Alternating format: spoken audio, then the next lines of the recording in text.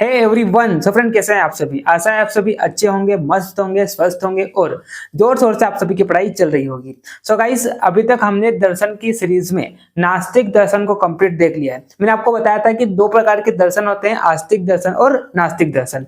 हमने नास्तिक दर्शन में तीन दर्शन को देखा था, चारवाक दर्शन, उसके बाद हमने बौद्ध दर्शन, उसके बाद हमने क्या देखा, जैन दर्शन। और मैं तीनों दर्शनों की चर्चा करके आ गया हूं।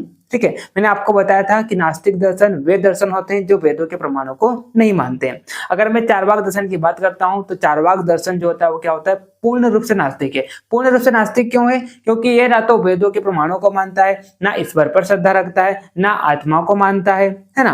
मतलब इसके अनुसार जो चीज प्रत्यक्ष रूप से दिखाई देती है उसी को मानता है। मतलब ये सिर्फ और सिर्फ एक ही प्रमाण को मानता है जो कि क्या है, प्रत्यक्ष प्रमाण।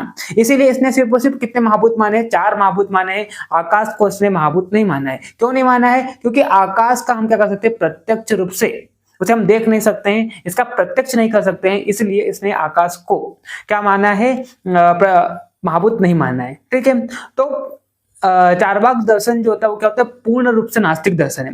वही अगर हम बौद्ध दर्शन या जैन दर्शन की बात करते हैं तो ये दो दर्शन जो है वो क्या है, आस्तिक नास्तिक दर्शन है। आस्तिक नास्तिक दर्शन क्यों? क्योंकि ये जो दो दर्शन है ये सिर्फ और सिर्फ क्या करते हैं, वेदों के प्रमाणों को नहीं मानते हैं, बाकी सारी चीजों पर क्या करते हैं, श्रद्धा रखते हैं।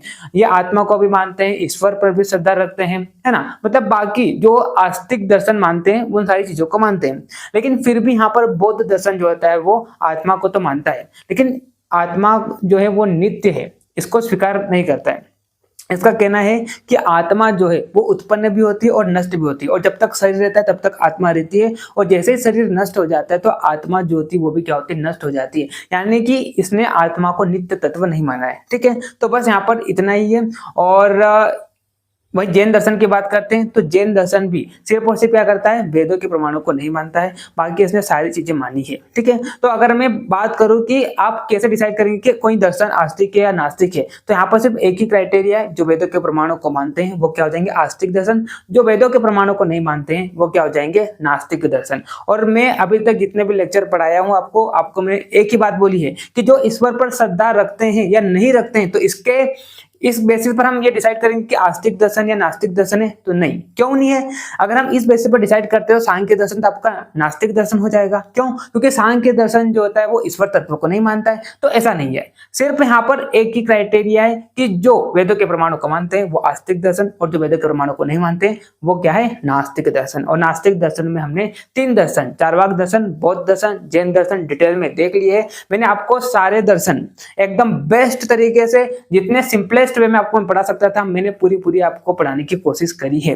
नाउ आज के इस लेक्चर में हम टॉपिक स्टार्ट करने जा रहे हैं आस्तिक दर्शन। मैंने आपको बताया था कि आस्तिक दर्शन में 6 दर्शन आते हैं जिन्हें हम षट दर्शन के नाम से भी जानते हैं, जिसमें पहला ग्रुप जो होता है वो क्या हो जाएगा, सांख्य दर्शन, योग दर्शन। दूसरा ग्रुप जो होता है वो क्या हो जाएगा, न्याय दर्शन, वैशेषिक दर्शन। और तीसरा ग्रुप जो हो जाएगा वो क्या हो जाएगा, उत्तर मीमांसा और पूर्व मीमांसा। तो इस प्रकार से 3 ग्रुप हो जाते हैं। ठीक है, जिसमें पहला ग्रुप जो है वो क्या है, सांख्य और योग। अब मैंने यहाँ पर 3 ग्रुप क्यों बनाए, 3 ग्रुप इसलिए बनाए क्योंकि सांख्य और योग जो है वो एक दूसरे के पूरक दर्शन है। पूरक दर्शन यानी कि सांख्य दर्शन जो बात कहता है लगभग वही सेम बातें जो है वो क्या करता है, योग दर्शन भी कहते हैं। यहाँ पर थोड़े से चेंजेस होते हैं, जैसे कि सांख्य दर्शन जो होता है वो ईश्वर तत्व को नहीं मानता है।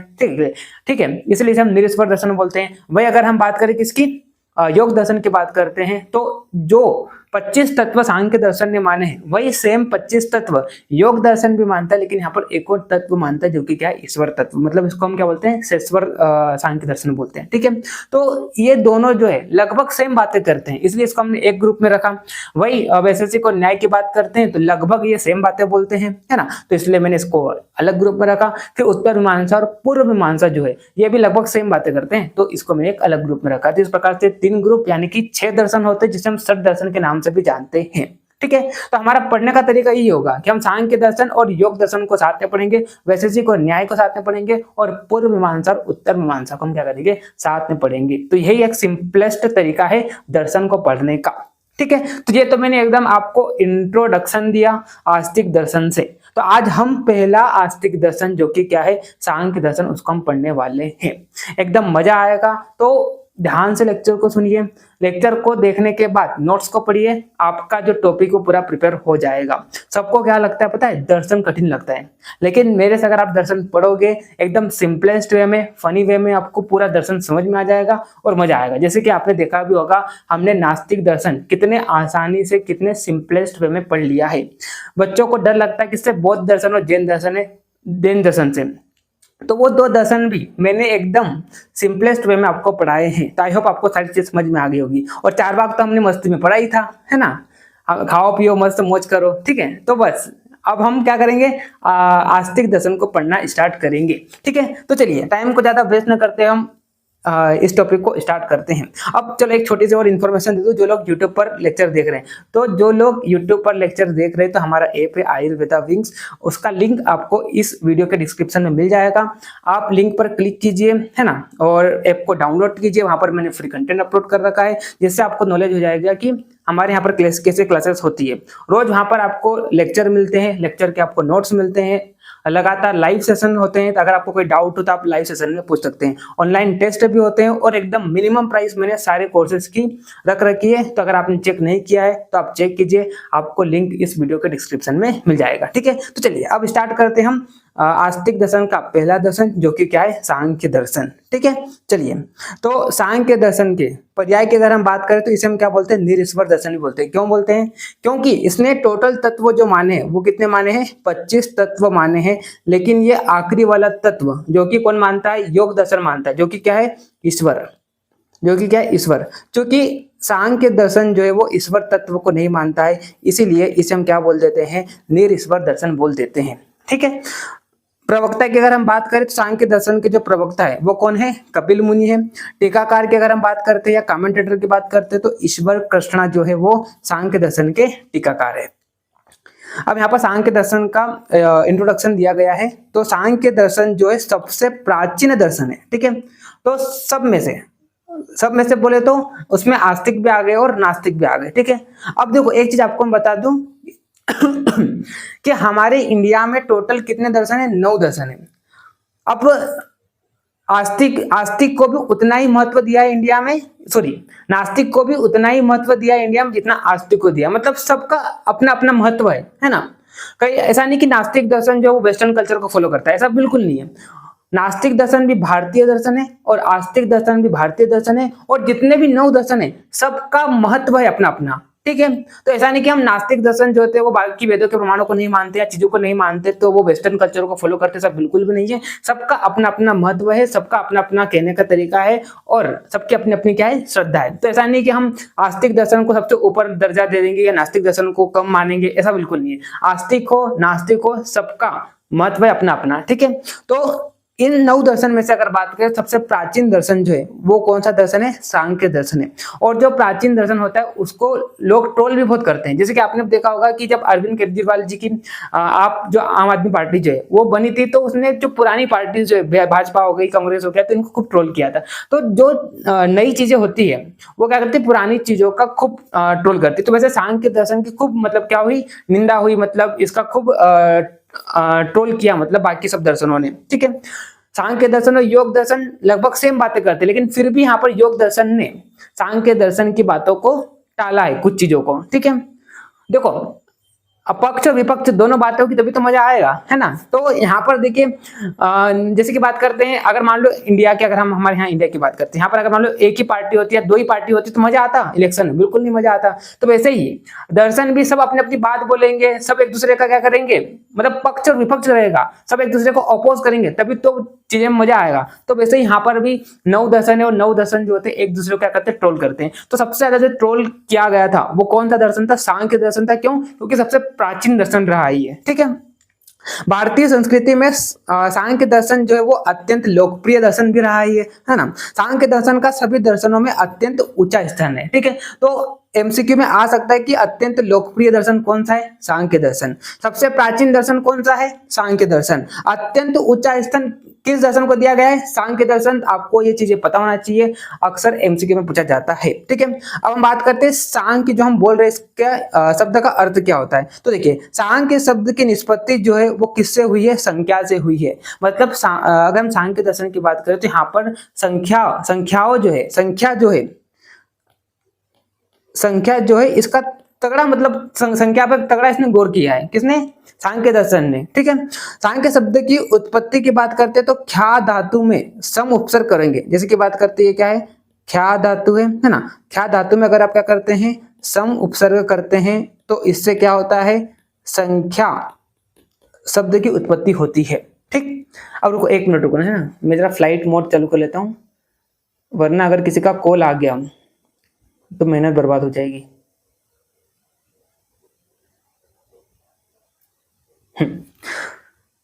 चलिए अब देखो, हाँ तो मैंने क्या बोला आपको, संख्या की बात करें, संख्या शब्द जो है किससे उत्पत्ति हुई इसकी? अगर आप क्या करते हैं? ख्या धातु में सम उपसर्ग करते हैं तो संख्या शब्द बनता है, जिसका अर्थ क्या होता है? सम्यक ज्ञान का घोतक, है ना।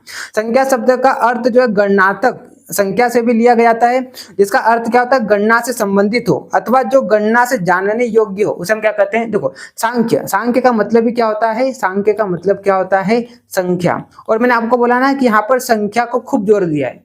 मतलब अगर इसने 25 तत्व माने हैं और 25 तत्वों में कितने प्रकृति है, कितने पुरुष तत्व है, कितने मतलब अव्यक्त तत्व है, कितने व्यक्त तत्व है, तो बस उतने ही तत्व माने हैं। और यहाँ पर अगर मान लो एक आधा तत्व भी, अगर आप प्रकृति हो गया या जो व्यक्त या अव्यक्त तत्व है, इसमें अगर आप किसी भी चीज की अगर गड़बड़ी कर देंगे संख्या में तो गलत हो जाएगा यहाँ पर। मतलब यहाँ पर इन्होंने संख्या पर खूब जोर दिया है। ठीक है, हम आगे बात करेंगे कि प्रकृति विकृति इनमें कितने कितने तत्व आते हैं। ठीक है, तो मैं आपको आगे बताऊंगा। तो जितने यहाँ पर सांख्य दर्शन ने बताए हैं सिर्फ उतना ही इन्होंने माना है। अगर आप क्या करेंगे? इसके नंबर में ऊपर नीचे कर देंगे तो क्या हो जाएगा? चीजें गड़बड़ जाएगी। मतलब ये संख्या को क्या करा है? इसने खूब गौर दिया है, संख्या पर इसने खूब गौर किया है, इसलिए इसे हम क्या बोलते हैं? सांख्य दर्शन बोलते हैं। ठीक है, अभी आप बस ध्यान जब लेक्चर सुनते जाइए, आपको सारी चीजें जब आगे आगे हम बढ़ते जाएंगे ना तो पूरा सांख्य दर्शन समझ में आ जाएगा। मैं जो बात कर रहा हूँ अभी कि इसने सिर्फ संख्या को खूब गौर किया है, तो जब मैं आपको क्या पढ़ाऊंगा? इसके तत्व बताऊंगा, जो कि इसने कितने माने? 25 तत्व माने, है ना।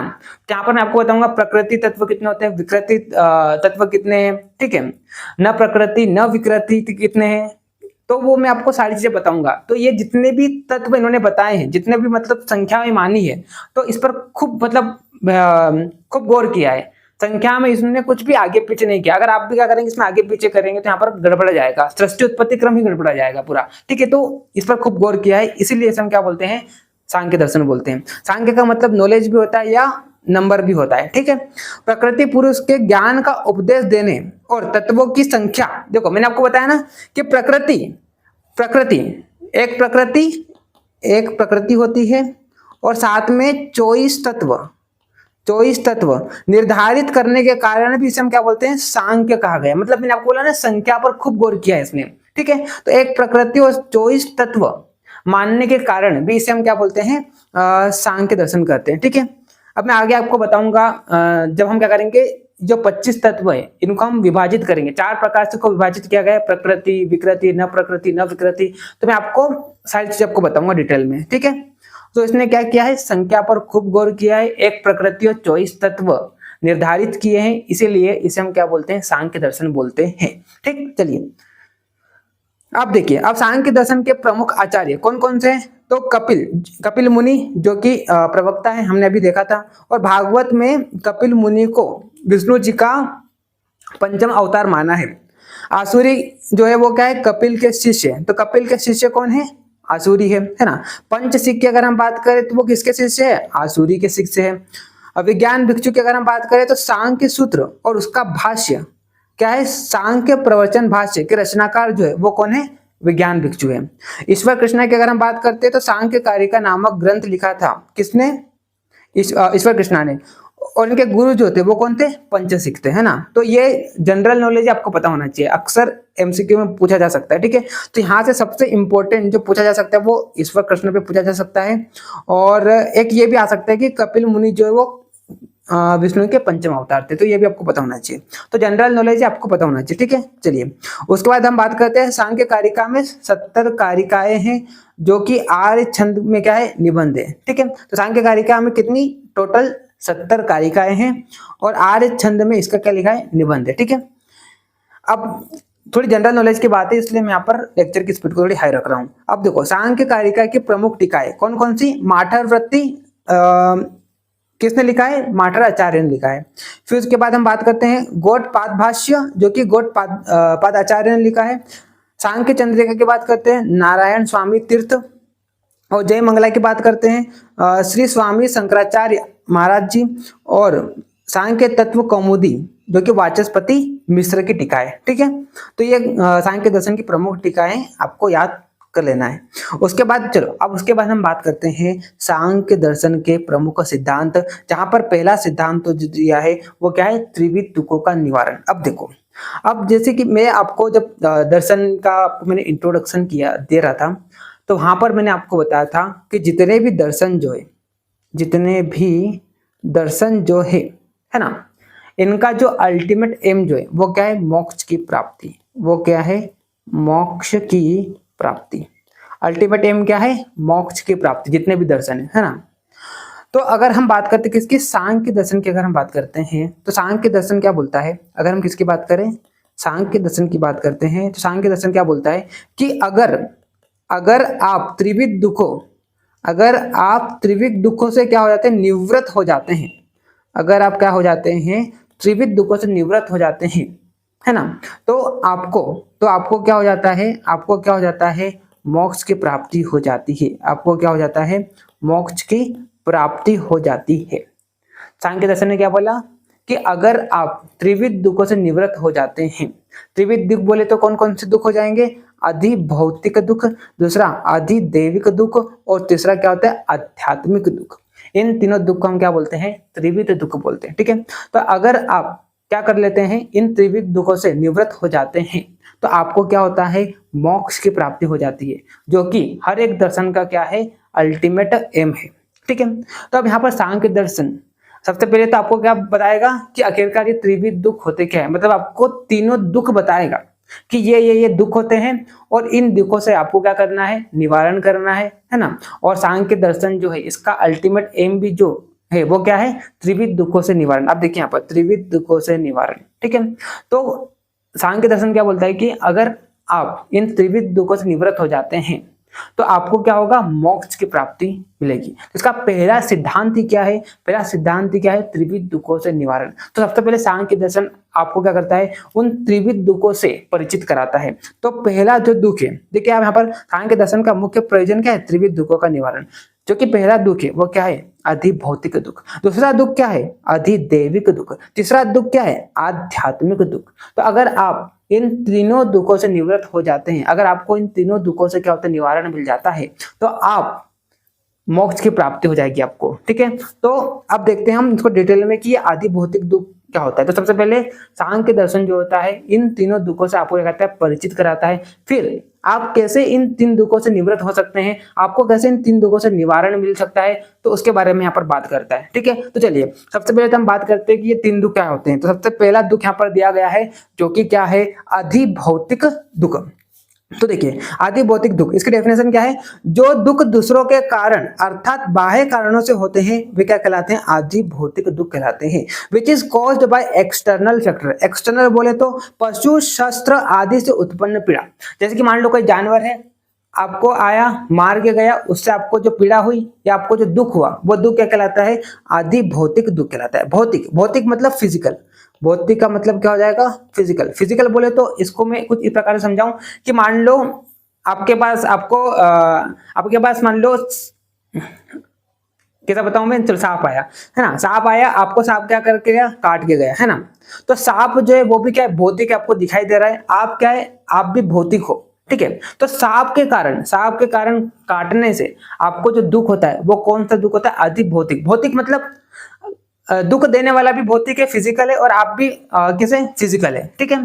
तो आदि भौतिक दुख क्या होता है? आदि भौतिक मतलब जो बाह्य कारणों से, जो एक्सटर्नल फैक्टर्स के द्वारा आपको जो दुख होता है उसे हम क्या कहते हैं? आदि भौतिक दुख। एक्सटर्नल फैक्टर बोले तो पशु हो सकता है, शस्त्र हो सकता है, या तो आपको कोई मान लो लकड़ी मार के गया, लकड़ी मारने से आपको जो दुख हुआ, ठीक है, उसके लकड़ी मारने से आपको जो दुख हुआ, तो वो कौन सा दुख कहलाता है? आदि भौतिक। भौतिक बोले तो फिजिकल, मतलब आपको जो लकड़ी मार रहा है वो भी क्या है? भौतिक है। आप क्या हो? आप भी क्या हो? भौतिक हो। और आपको जो पीड़ा होगी वो भी कैसे होगी? भौतिक, मतलब वो भी आपको दिखाई देगी, है ना, आपको चोट लगेगी, ठीक है। तो आदि भौतिक दुख क्या होते हैं? आदि भौतिक दुख जो एक्सटर्नल फैक्टर्स के कारण आपको जो पीड़ा होती है ना, उसे हम क्या कहते हैं? आदि भौतिक दुख। तो जो दुख बाह्य कारणों के कारण उत्पन्न होते हैं वो क्या कहलाते हैं? आदि भौतिक दुख कहलाते हैं, ठीक है। तो पशु शस्त्र आदि से उत्पन्न पीड़ा जो होती है वो क्या कहलाती है? आदि भौतिक दुख कहलाते हैं। उसके बाद हम बात करें किसकी? आध्यात्मिक दुख। तो आध्यात्मिक, आध्यात्मिक बोले तो अधिधन आत्मिक, इसको अगर हम तोड़े तो क्या जाएगा? अधिधन आत्मिक, यानी कि आत्मा से संबंधित दुख, यानी कि आत्मा से संबंधित दुख जो होता है, आत्मा से संबंधित दुख, वो क्या कहलाता है? आध्यात्मिक दुख। तो जो दुख अपने स्वयं के कारण हो उसे हम क्या कहते हैं? आध्यात्मिक दुख कहते हैं। जैसे कि देखो यहाँ पर इंग्लिश में लिखा है क्या? Caused by internal factor. जैसे कि बात करते हैं शारीरिक और मानसिक कारणों से उत्पन्न। मानसिक कारण बोले तो आत्मा हो गया, भय, क्रोध, मोह, क्या हो जाएगा? आत्मा, भय, मोह, क्रोध आदि से उत्पन्न, आदि से उत्पन्न दुख जो होता है वो क्या कहलाता है? आध्यात्मिक दुख कहलाता है। अब देखो, मान लो आपको मान लो खूब गुस्सा आ रहा है, आप बहुत क्रोधित हो रहे हो, ठीक है। तो गुस्सा होने से आपकी आत्मा को जो पीड़ा हो रही है वो कौन सी पीड़ा है? आध्यात्मिक दुख है, वो आध्यात्मिक पीड़ा है, ठीक है। आपको किसी से ईर्ष्या हो रही है, ईर्ष्या होने से आपकी आत्मा जो हो रही है क्या हो रही है? दुखी हो रही है, तो वो कौन सी है? आध्यात्मिक दुख है ना। और आध्यात्मिक दुख जो होता है वो दिखाई नहीं देता है। बता सकते हैं, आपको मान लो कोई गुस्सा आ रहा है तो आप तोल सकते हैं कि कितना गुस्सा आ रहा है? बिल्कुल नहीं आप तोल सकते हैं, और आप देख भी नहीं सकते हैं। आपको अंदर ही अंदर, आपकी आत्मा को वो अंदर ही अंदर क्या होती? पीड़ा होती है, दिखाई नहीं देती है। आध्यात्मिक दुख जो आत्मा से संबंधित हो, जो दिखाई ना दे, ठीक है, तो क्या हो जाएगा? जो दुख अपने स्वयं के कारण हो। स्वयं के कारण क्या क्या हो सकते हैं? तो आत्मा, भय, मोह, क्रोध आदि से उत्पन्न दुख क्या कहलाता है? आध्यात्मिक दुख कहलाता है, ठीक है। विच is caused by internal factor, या शारीरिक या मानसिक कारणों से उत्पन्न दुख जो होता है वो क्या कहलाता है? आध्यात्मिक दुख कहलाता है ना। आत्मा, भय, मोह, क्रोध आदि से उत्पन्न दुख जो होता है वो क्या कहलाता है? आध्यात्मिक दुख कहलाता है। या which is caused by internal factors are known as आध्यात्मिक दुख, ठीक है। तो जैसे कि मैंने आपको बताया ना कि मान लो आपको डर लग रहा है ना, और डर लगने के कारण आपकी आत्मा को जो पीड़ा हो रही है वो कौन सी दुख है या कौन सी पीड़ा है? वो आध्यात्मिक पीड़ा है, या वो क्या है? आध्यात्मिक दुख है, ठीक है। उसके बाद तीसरा दुख जो होता है वो क्या हो जाएगा? आधिदैविक दुख हो जाएगा। तो आधिदैविक मतलब देवी आदि से उत्पन्न पीड़ा। तो देवी प्रकोप से उत्पन्न पीड़ा जो होती है, उत्पन्न दुख जो होता है वो क्या कहलाता है? अधिदैविक दुख कहलाता है। विच is caused by natural factor या कैलेमिटीज। जैसे कि बात करते हैं भूकंप हो गया, है ना, तो भूकंप आ जाने के कारण आपका घर गिर गया, घर गिर जाने के कारण आपको क्या हो रहा है? पीड़ा हो रही है, आपको दुख हो रहा है कि आपका घर गिर गया है। तो वो जो दुख हो रहा है आपको घर गिर जाने के कारण, किस कारण गिरा है? भूकंप के कारण गिरा है। तो वो कौन सा दुख है? वो आधिदैविक दुख है ना। बिजली कड़की के कारण, है ना, मतलब बिजली गिरी आपके ऊपर, और बिजली गिरने के बाद आपको जो दुख हो रहा है वो कौन सा दुख है? आधिदैविक दुख है ना। जो नेचुरल फैक्टर्स के कारण उत्पन्न दुख हो रहा है, राक्षस, भूत, प्रेत आदि से उत्पन्न दुख जो है ना, वो भी कौन सा दुख हो जाएगा? आधिदैविक दुख हो जाएगा, ठीक है। तो इस प्रकार से सांख्य दर्शन ने, इस प्रकार से अगर हम देखें तो सांख्य दर्शन में कितने दुख का वर्णन किया गया है? त्रिविध दुखों का वर्णन किया गया है। कितने दुखों का वर्णन किया गया है? त्रिविध दुखों का, जिसमें आदि भौतिक दुख हो जाएगा, आध्यात्मिक दुख हो जाएगा, और क्या जाएगा? अधिदैविक दुख हो जाएंगे, ठीक है। तो ये तीन प्रकार के क्या होते हैं? दुख होते हैं। अब सांख्य दर्शन क्या बोलता है? सांख्य दर्शन क्या बोलता है कि ये जो तीनों प्रकार के दुख है इनका उपाय क्या हो सकता है? एक तो वैदिक उपाय हो सकता है, या दूसरा उपाय जो हो सकता है वो क्या हो सकता है? लौकिक उपाय हो सकता है, ठीक है। जैसे कि मैं वैदिक उपाय की बात करूं तो क्या है कि मान लो अभी आपको क्या हो रहा है? बुखार आ रहा है, ठीक है, बुखार आ रहा है ना। बुखार होने के कारण आपको क्या हो रहा है? पीड़ा हो रही है, ठीक है, आपको दुख हो रहा है, ठीक है। तो आपने क्या करा? पैरासिटामोल खा लिया। है ना। पैरासीटामोल खाया तो आपका बुखार चले गया, लेकिन क्या गारंटी है कि पैरासीटामोल खाने के बाद आपको वापस कभी बुखार आएगा ही नहीं, है ना। तो ये किस में आते हैं, वैदिक उपाय, ये सब लौकिक उपाय, मतलब ये जो है वो टेम्पररी दुख को दूर करते हैं। ये सब क्या है, ये सब क्या करते हैं, टेम्पररीली है ना। मतलब ये क्या टेम्पररी उपाय है। वैदिक उपाय की बात कर लो आप, लौकिक उपाय की बात कर लो, तो ये उपाय कैसे हैं, टेम्पररी उपाय है, टेम्पररी है, ठीक है। मतलब कुछ समय तक आपको दुख से निवृत्त तो करा देंगे, लेकिन वापस ये आ सकते हैं, ठीक है। तो सांख्य दर्शन क्या बोलता है कि अगर आपको इन तीनों दुखों से, अगर आपको इन तीनों दुखों से एकांतिक या आंतरिक बोले तो मतलब परमानेंट अगर आपको छुटकारा चाहिए, अगर आपको इन त्रिविध दुखों से निवारण अगर परमानेंट चाहिए, तो उसका इलाज क्या है, उसका इलाज क्या है, उसका इलाज क्या है, अव्यक्त का ज्ञान होना चाहिए आपको, है ना। व्यक्त का ज्ञान होना चाहिए आपको, पुरुष का ज्ञान होना चाहिए। आपको किसका ज्ञान होना चाहिए, आपको अव्यक्त का ज्ञान होना चाहिए, आपको व्यक्त का ज्ञान होना चाहिए, आपको पुरुष का ज्ञान होना चाहिए। यानी कि आपको सांख्य दर्शन में बताए गए जो तत्व है, 25 तत्व है, जिसमें से एक प्रकृति होती है, 7 प्रकृति विकृति होती है, 16 केवल विकृति होती है, और एक क्या होता है, न प्रकृति न विकृति। तो इस प्रकार से कितने तत्व होते हैं, 25 तत्व होते हैं। तो इन 25 तत्वों का आपको क्या होना चाहिए, नॉलेज होना चाहिए। और यही 25 तत्व जो होते हैं आपको क्या कर सकते हैं, तीनों दुखों से परमानेंट छुटकारा दिला सकते हैं।